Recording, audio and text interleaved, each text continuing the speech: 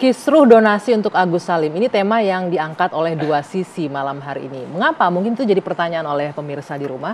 Karena memang masyarakat Indonesia itu dikenal sebagai masyarakat yang generous, yang dermawan, yang suka membantu, suka berbagi.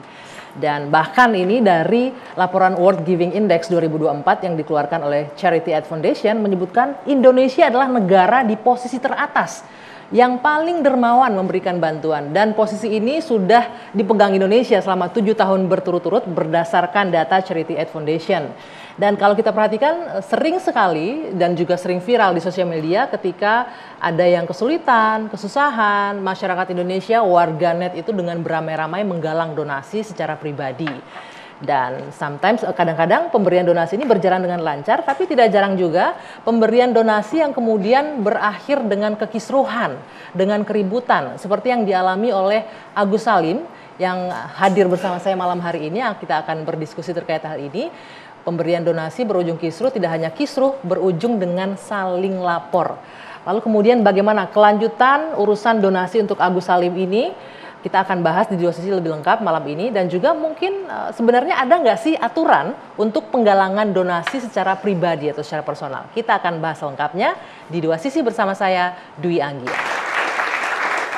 Ya, kisruh terkait donasi terhadap Agus Salim ini tidak hanya berujung dengan saling lapor. Belakangan juga sejumlah donatur mempertimbangkan untuk menarik dana yang sudah didonasikan. Nah, kami akan membahas dengan sejumlah narasumber yang sudah hadir di sini. Kita juga mengundang Agus Salim, Mas Agus, korban penyiraman air keras yang sudah bersama saya. Selamat malam, Mas Agus. Boleh digunakan mikrofonnya? Boleh tolong dikasih, Mas?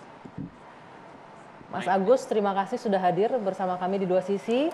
Kemudian ada Bang Farhad Abbas, pengacara dari Agus Salim. Selamat malam, Bang Farhad. Selamat malam.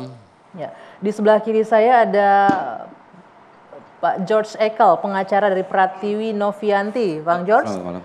Dan juga ada Irjen Pol Riki Sitohang, pengacara dari Novianti juga. Selamat malam. Malam. Dan juga di ujung sana ada Bung Pitra Ramadoni, praktisi hukum dan juga pengacara dari 5 donatur. Selamat malam, Bung Pitra. Malam, Kakak Dwi Anggia. Selamat malam. Sehat Selalu selalu. hadir dengan bunganya gitu yang menarik loh. Spesial untuk Dwi Anggia. Baik. Dan Tituan. Juga ada dari perwakilan pengacara donatur juga di audiens yang juga sudah bergabung bersama kita, Bang Parisman Sihaloho ya. Ya, selamat malam. Oke, nanti kita akan berdiskusi bagaimana kemudian kelanjutan dari urusan donasi untuk Agus Salim. Sebelumnya saya mau ke Mas Agus. Mas Agus, Ya. bagaimana kabarnya malam hari ini, Mas Agus? Ya, alhamdulillah baik. Baik ya. Ini Mas Agus, boleh nggak saya diceritakan kondisinya secara fisik, secara mental saat ini seperti apa, Mas Agus? Kalau untuk secara fisik sih masih banyak kayak luka tuh, masih sakit. Kalau buat tidur kadang nggak bisa tidur juga. Tapi dalam kondisi mata sih masih stabil-stabil aja. Cuman kalau kemarin tuh masih kebuka yang sebelah kanan, tapi sekarang udah mulai nutup gitu sih.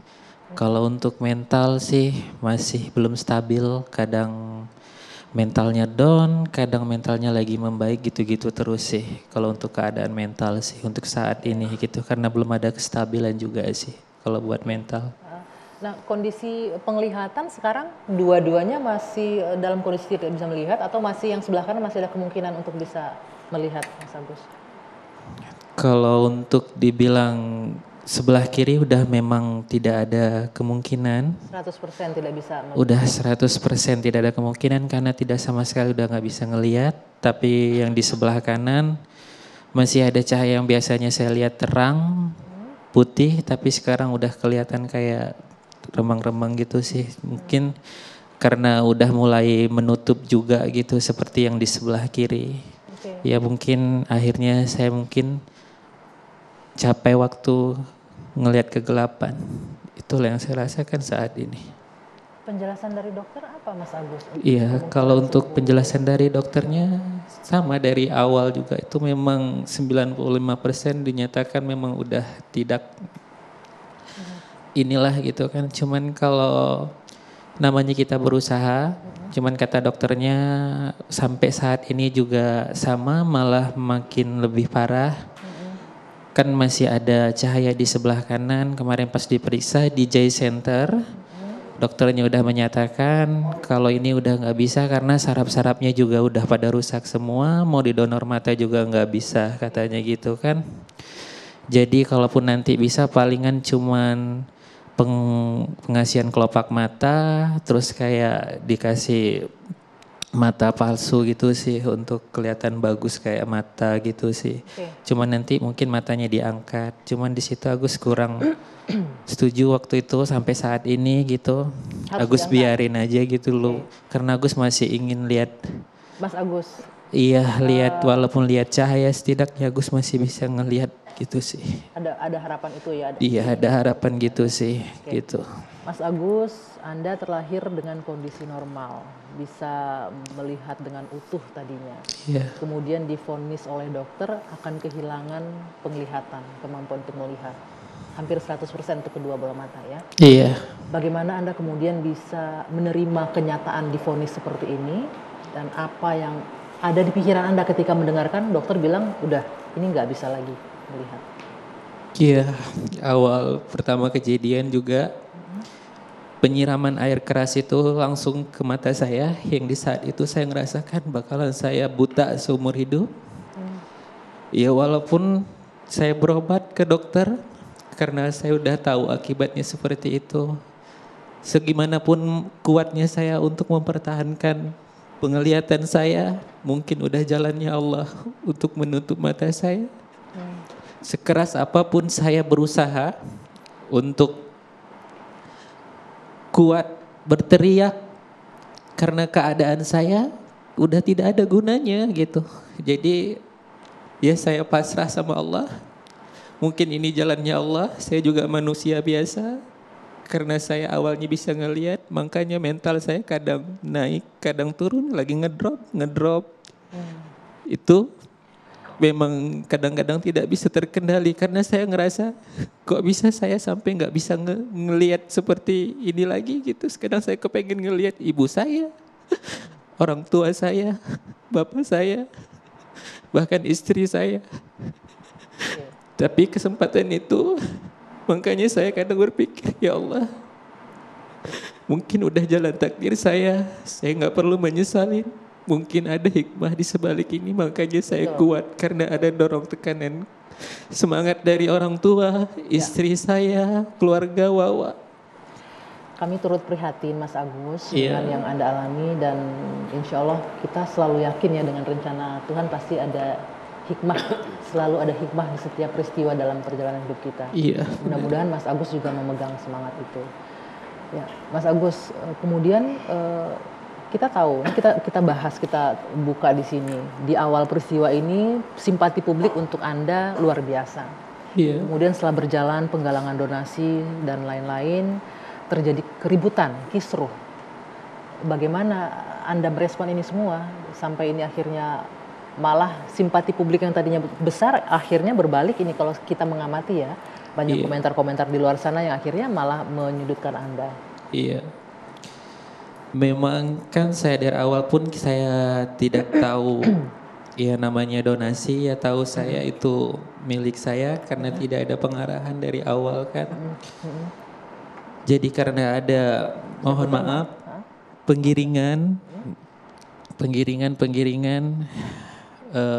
terus yang membuat saya sampai titik sekarang ini yang banyak dibully gitu ya. Cuman walaupun saya jelaskan seperti ini,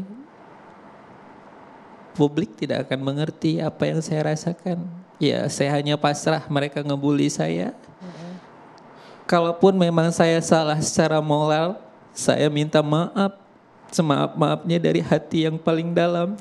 Karena itu yang saya ucapkan. Saya orang biasa, saya juga pasti melakukan kesalahan. Tapi saya mohon, jangan kesalahan itu kesalahan dari kecil. Oke.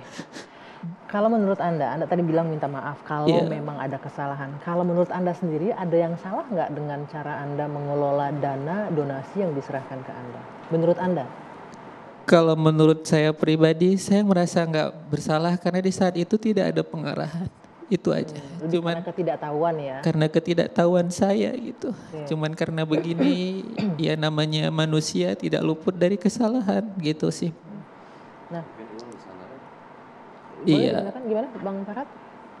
Jadi kalau untuk uang juga kan udah saya serahin juga ke Oke, posisi donasi itu sudah terkumpulkan 1,5 miliar. Sekarang di mana posisi uang? udah semua di yayasan. Diserahkan ke yayasan. Iya, Tapi diserahkan digunakan ke untuk pengobatan Anda. belum. Ada sebagian tapi nggak sepenuhnya. Oke, tidak sepenuhnya ya. Baik, Iya. saya coba konfirmasi ke Bang George Elkel dan juga Pak Ricky. Bang George, ini disebutkan kan uang donasi sudah sepenuhnya diserahkan ke Novi selaku pemilik yayasan. Sejauh ini bagaimana penggunaan untuk pengobatan Agus? Karena kan donasi diserahkan oleh publik untuk pengobatannya Mas Agus. Jadi gini, dari uang donasi tersebut kan masih aman sampai hari ini, yang 1,3 itu. Dan apa yang menjadi hal itu adalah bagian daripada perlu bertanya balik kepada pihak Agus, ya kan? Kita bertanya balik, Agus mau nggak menggunakan uang itu untuk sesuatu kegiatan, tetapi jangan salah gunakan seperti awalnya gitu. Karena sampai hari ini, Tunggu, disalahgunakan di awalnya menurut Anda di jadi bagian gini, mananya? awal kan terkumpulnya seluruhnya ke rekening Agus ya kan, terbagi dua, rekening yayasan dan rekening Agus. Dan pada saat rekening Agus sudah ada penggunaan yang salah, tidak sesuai dengan peruntukan itu. Makanya pada saat tidak sesuai dengan peruntukan, demi menjaga kepercayaan dari para donatur, yayasan mengambil langkah-langkah tadi. Oke. Gitu. Murni untuk menjaga transparansi Ya. penggunaan dana. Nah, menurut pihak yayasan apa nih yang nggak tepat penggunaannya oleh Mas Agus? Jadi penggunaan tidak tepat itu kan bukan peruntukannya, contoh mungkin membayar utang dan lain-lain. Artinya yayasan takut berisiko pada saat membuat laporan nanti, karena itu salah satu hal yang bisa berdampak kepada yayasan itu sendiri. Jadi itu yang menjadi keberatan ya. Iya. Oke, Bang Farhat dari kuasa hukum menilai itu sebagai suatu kesalahan nggak ketika uang donasi diserahkan atas nama Agus dia gunakan untuk hal lain di luar pengobatan? Ya baik, saya sedikit sampaikan informasi ya. Ini baru pertama kali di dunia ini nggak ada negara manapun satupun yang mengejek orang buta, orang tunanetra, ngejek, malah dilindungi gitu, diberi fasilitas disabilitas. Untuk dalam kasus Agus ini, kemarin kita ketemu Menteri Sosial dan Dirjen, itu dijelaskan tata cara Penggalangan donasi. penggalangan donasinya itu tidak memenuhi aturan. Tidak Tidak ada memenuhi izin. aturan. Di bagian mananya menurut Anda yang nggak ada izin? Ya tidak ada izin. Pertama, legalitas daripada yayasan itu Oke. kan harus dipisahkan. Ya. Misalnya yayasan orang tunanetra, ODGJ maupun yayasan lain-lain anak-anak. Nah, kalau dia untuk yang yayasan tidak ada izinnya. Oke. Karena Yayasan Yofi tidak menjelaskan ini untuk Ya, tunanetra, pokoknya hanya untuk dianggap ODGJ. ilegal. Oke. Kemudian udah diberi teguran dan pembinaan. Nah, kemudian ada dua lagi. Uang ini berdasarkan memasukkan di rekening yayasan atau rekening pribadi. Nah ini pribadi karena ada imbauan anjuran daripada Densu. Sebagai orang yang memberi saran untuk membantu seikhlasnya. Oke. Dari sedikit menjadi sebukit lah kira-kira seperti itu. Nah yang menjadi persoalan ketika yayasan ini merasa tersinggung kemudian digiringlah opini. Hey guys, uang ini seperti warisan. Jadi masyarakat menilai seolah-olah udah habis ini uang. Padahal uangnya masih ada 1,3 miliar ya. masih utuh. Oke. Hingga sampai saat ini yang terjadi itu makanya Pak Menteri kemarin ada golden time. Artinya saat-saat dibutuhkan itu adalah untuk pengobatan. Dan uang itu tidak bisa digunakan untuk, karena awalnya diminta adalah untuk Agus. Oke. Nah oleh karena itu kemarin dari kementerian kami didamaikan dulu nih. Saya dengan Denny Sumargo udah damai. Oke. Jadi tinggal apakah nanti menterinya maunya digunakan untuk pengobatan Agus. Oke. Nah, masalah sisa pemanfaatan nanti kita kembali lagi ke donatur karena di sini kan ada Oke. ada kuasa donatur. Nanti akan kita minta komentar juga kuasa. Ya, donatur. jadi- kita jeda dulu sebentar, tahan dulu Bang Farhat. Intinya adalah menurut Anda ada indikasi bahwa yayasan tidak ilegal ya, indikasi yayasan ilegal, Iya. tidak ada untuk itu yayasan tunanetra. Oke. diakui mereka itu pernyataan langsung Oke, Dirjen. benarkah demikian? Tapi nanti kita bahas nanti. Kita jeda dulu sejenak. Dua sisi akan kembali usai jeda sesaat lagi. Tetaplah bersama kami.